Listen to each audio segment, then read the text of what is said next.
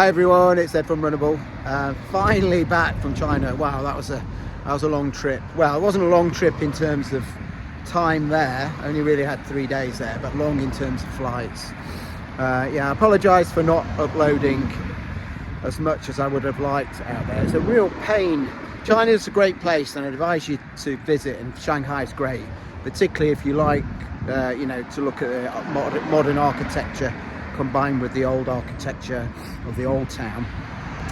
And also if you like food, it's a real foodie place. You get some really amazing dishes, whether they're local or whether they're some of these international restaurants that have popped up there. It's got some amazing food at still reasonable prices, I have to say. They're not, because I live in London, I'm used to prices being sky high, and in Shanghai they seem cheap comparatively speaking.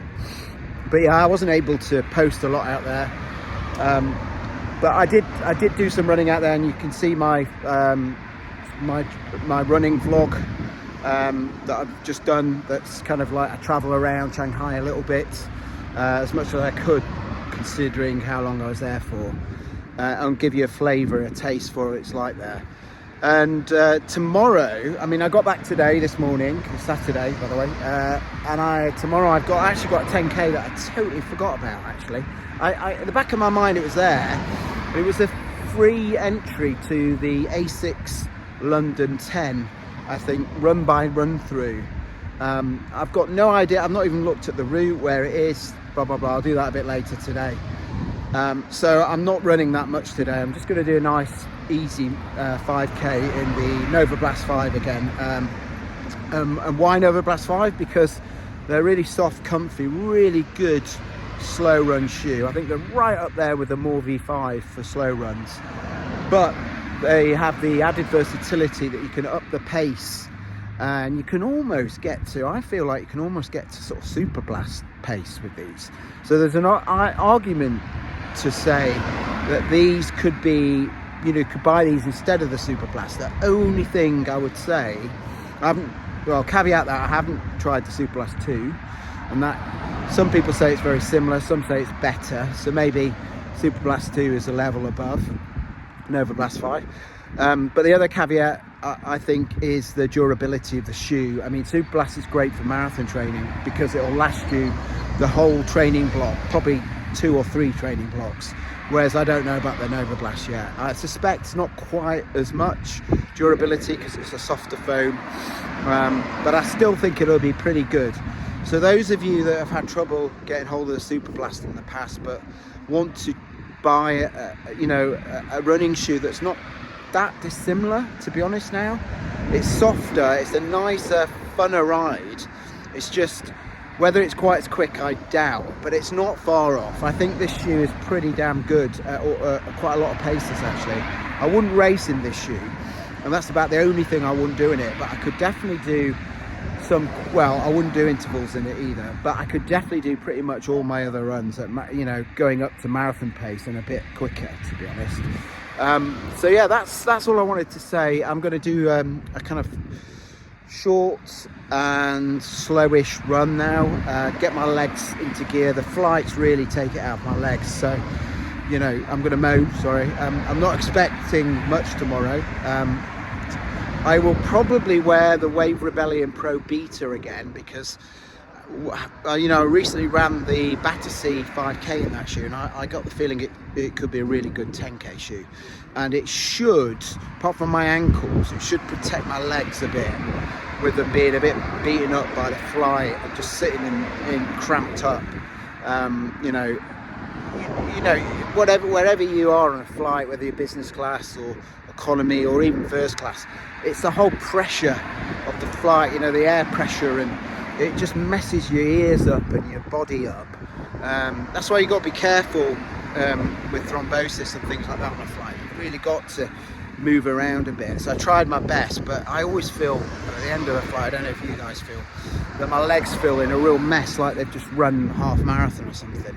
So hopefully by tomorrow they'll have calmed down a bit. There'll be less swelling. My feet are very swollen at the moment, and I'll be able to do a half decent performance hopefully. But anyway, I'm rambling and talking shit again. I'll as I always do, don't I, Paul? So I'll stop now and yeah, I'll have a quick run and I'll catch you later. Bye bye.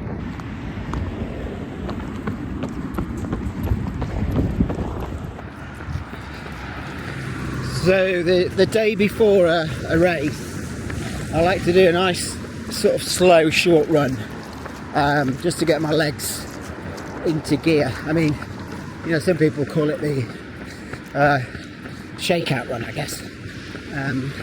Often you have that before a marathon. I like to do it even before like a 5 or 10k, to be honest.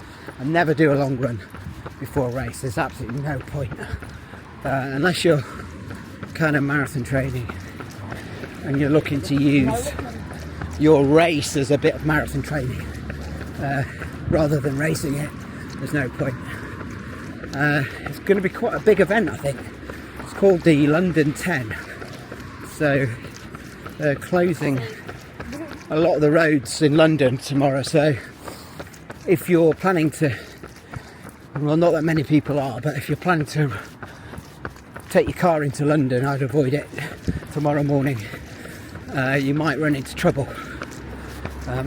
But like I said earlier, I've got no idea of the route yet. I've really just completely forgotten about it. So yeah, I should check really. But I'm sure it's going to be a nice route. I always quite like running through London when they close the roads.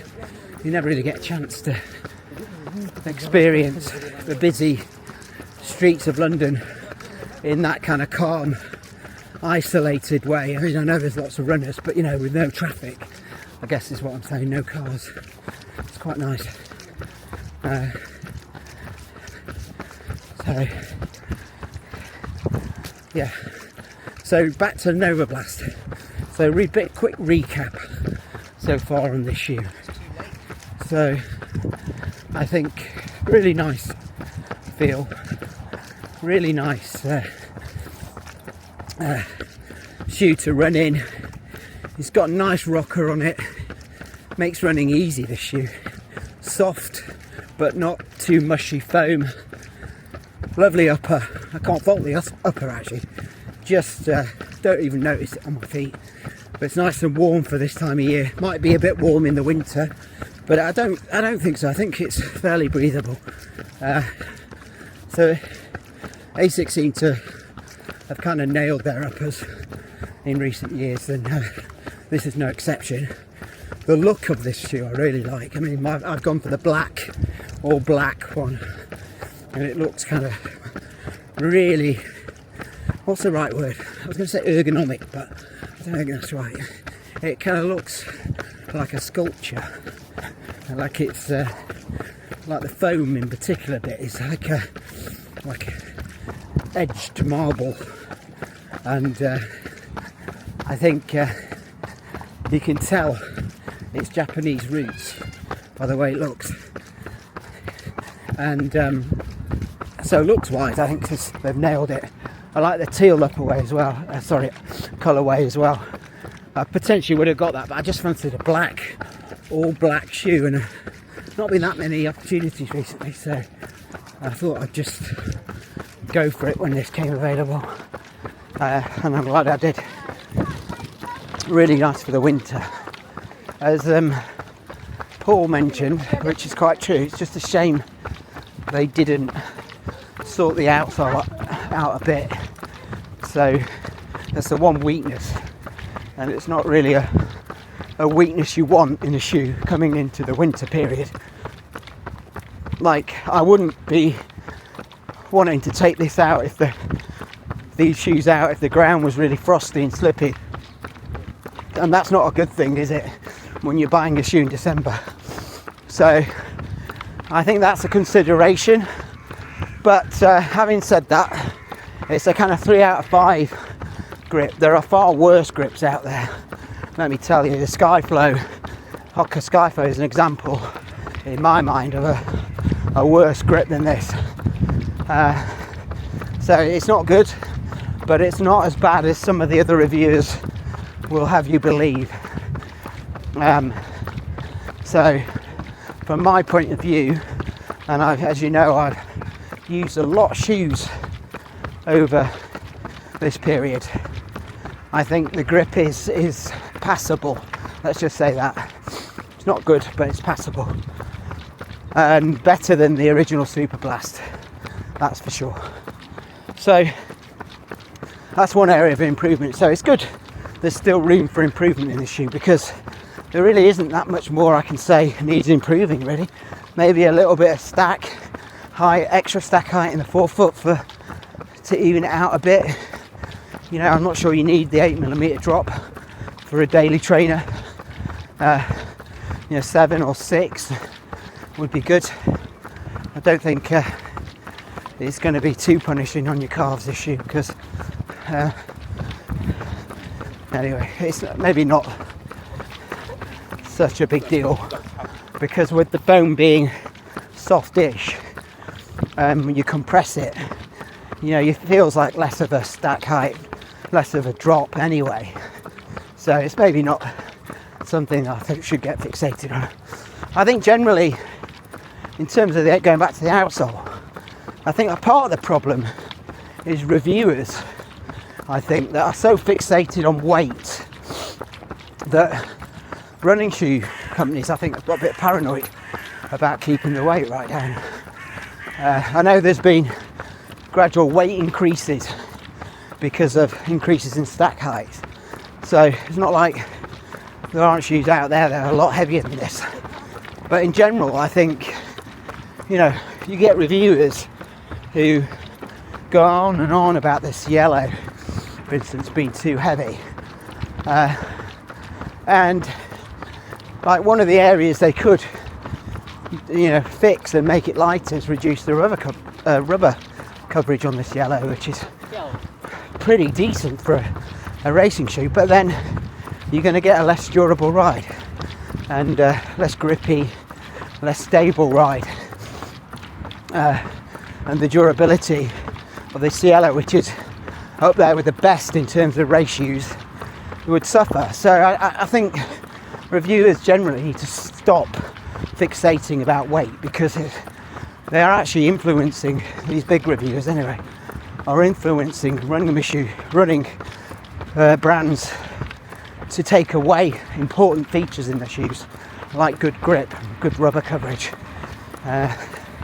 Just running the shoe, stop fixating about weight, running the shoe, and then you'd actually realise that if you run in the Cielo, the fact that it's heavy doesn't really matter, because you don't feel it because of the bounce and the energy return. So my advice to people, don't listen to people about how heavy a shoe is. Listen to them how good it is to run in the shoe, what the energy return is like in the shoe, how fun it is, how propulsive it is, you know, how it flings you forward, or how it makes running easy, how it lowers your heart rate. They're good kind of metrics, as opposed to, oh, it's 10 grams over such and such. So what? If you're running with your phone in your hand, or with items of like a big watch, that's going to take more than 10 grams anyway. Difference. Just lose a bit of bloody weight. It's not difficult. The only thing I would say on that is occasionally get a shoe that's very bottom heavy, and thereby there is a problem. And I do feel like some of the Adidas shoes with the Light Strike Pro, which is very dense, can suffer from that. Prime X 2, which is a shoe I love, but can feel a bit bottom heavy, if I'm being honest. I don't have a big problem with it, to be honest, with weight, because I know it's heavy, but I'm able to cruise in that shoe the way I like to, and you can set it and cruise, and the weight doesn't bother me at all. But I can see why some people, maybe, you know, people who are smaller, or maybe, you know, more of these waif type runners, would find it too heavy, and that's fair enough. So yeah, so that's kind of all I wanted to say. ranting a bit as normal, sorry about that. Just the importance, and going back to Novablast, the importance for me is not the weight, it's the ride, and this ride is really good in many ways. Just I wish they spent a bit more time, effort and thought into the grip, and then it would be practically perfect. And that's me. I'll see you tomorrow for the 10k. Bye bye.